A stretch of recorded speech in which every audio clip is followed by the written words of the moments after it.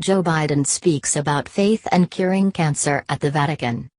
Vatican City, Vice President Joseph R. Biden Jr. came to this tiny city-state to talk about two of his deepest passions, his Roman Catholic faith and curing cancer. At the Third International Regenerative Medicine Conference at the Vatican, Mr. Biden spoke about the urgent need to come up with new cures for cancer, a subject that has come to define his final year in office.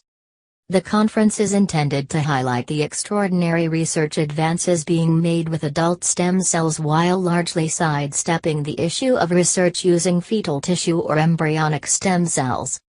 Most importantly, we want everyone to understand that no one has to choose between science and faith, Dr. Robin Smith, president of the STEM for Life Foundation and one of the organizers of the three-day conference, said in a welcoming speech Tuesday.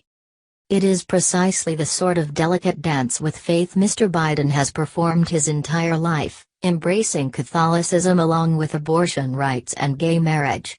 The Obama administration, for instance, continues to support funding for fetal tissue research, which is opposed by Catholics and many who oppose abortion. Mr. Biden focused on issues the two sides agreed on. The truth is that today, more than at any point in human history, we have a genuine opportunity to help more people all across the world than ever before, Mr. Biden said Friday in a speech to the conference. Mr. Biden's Roman Catholic upbringing and Irish heritage are, along with his family, his personal touchstones. He refers to them in many of his speeches and asides.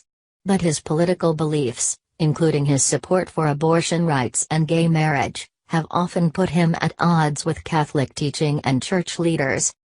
Last month, Bishop Kevin C. Rhodes of Fort Wayne, South Bend, Indiana, the diocese near the University of Notre Dame, rebuked the school's leadership for announcing that it would bestow an award on Mr. Biden at its spring commencement. "We should not honor those who claim to personally accept church teaching, but act contrary to that teaching in their political choices," Bishop Rhodes wrote. Mr. Biden has not had to deal with the sort of intense scrutiny that Senator John Kerry faced in 2004 when he ran for president and faced constant speculation about whether Catholic priests would serve him communion.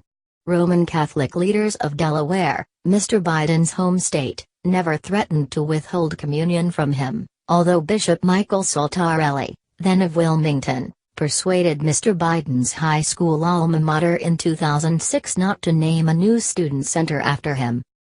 While fiercely committed to the church, Mr. Biden often has seemed to take pride in defying parts of its hierarchy. His mother, he often has said, taught him never to kiss the Pope's ring. And of those who doubted his faith because of his disagreement with Catholic dogma, he once said, in 2005, "The next Republican that tells me I'm not religious, I'm going to shove my rosary down their throat." Mr. Biden has met two previous popes, John Paul II and Benedict XVI.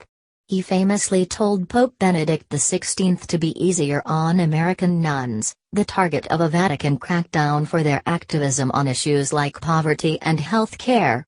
But his fondness for Pope Francis is obvious. When Francis visited the United States in September, Mr. Biden along with President Obama and their families met him at the airport. He and his wife, Jill Biden, were in the front row when Francis spoke at the White House. Mr. Biden sat behind the Pope when he delivered his speech to Congress, and Mr. Biden accompanied the Pope through much of his 6-day sojourn in the United States. Mr. Biden and his entire family then saw Francis off at Philadelphia International Airport.